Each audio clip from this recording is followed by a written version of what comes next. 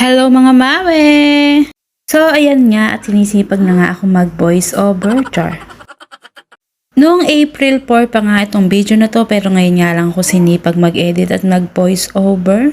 Nabisi nga kasi ang mawe nyo at medyo tinamad na nga rin mag-video at mag-edit, char. So ito na nga ang day 2 ng pagme-makeover namin sa kwarto.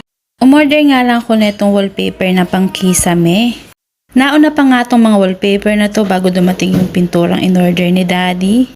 Pero sabi nga ni Daddy ay unahin nga daw muna namin yung pintura bago nga to ikabit.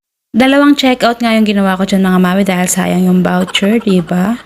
Gantong design nga pala mga mawe yung napili ko at ganyan nga siya kakapal. Self-adhesive na nga rin siya mga mawe at talaga naman sobrang dikit nga niyan. Ikaw na nga lang ang maiirita dahil sobrang dikit niyan, char. Sobrang excited na nga si Daddy na magkabit niyan kaya naman ayan at inumpisahan na nga niyan agad-agad.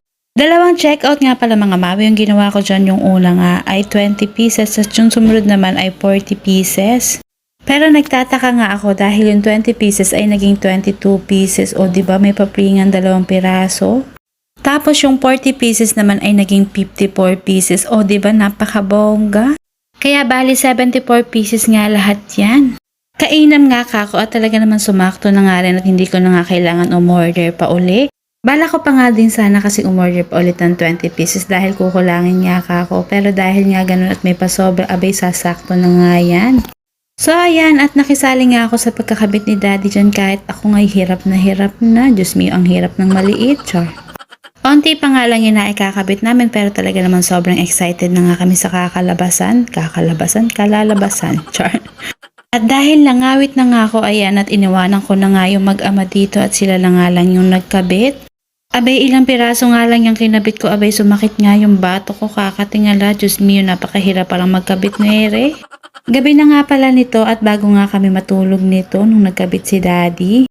Kaya naman ayan nga si Ate Lyra at nakikitulong nga rin siya kay Daddy at siya nga ang taga-abot ng mga wallpaper na yan. Hindi ko na nga kinuhanan ng video pa lahat yung pagkakabit dyan nila Daddy. Kinuha ko na nga rin yung cellphone ko at ito na nga yung nakakabitan nila. Bumaba nga muna kasi ako saglit at nagbalot nga ako ng ice candy. Sobrang mabenta nga kasi talaga tong ice candy mga mawe kaya naman talagang kailangan nga nating karirin ng pagbebenta dahil sayang din naman yung extra income. Kaya naman inuwanan ko na nga lang yung mag-ama at sila na nga lang ang pinagkabit ko. Nung makayari nga ako magbalot ng ice candy ito at umakyat na nga ako at ito na nga yung natapos nung mag-ama. Medyo nabitin nga lang ng konti yung wallpaper pero sabi nga ni Daddy ay lalagyan na nga lang daw niya yan ng pintura.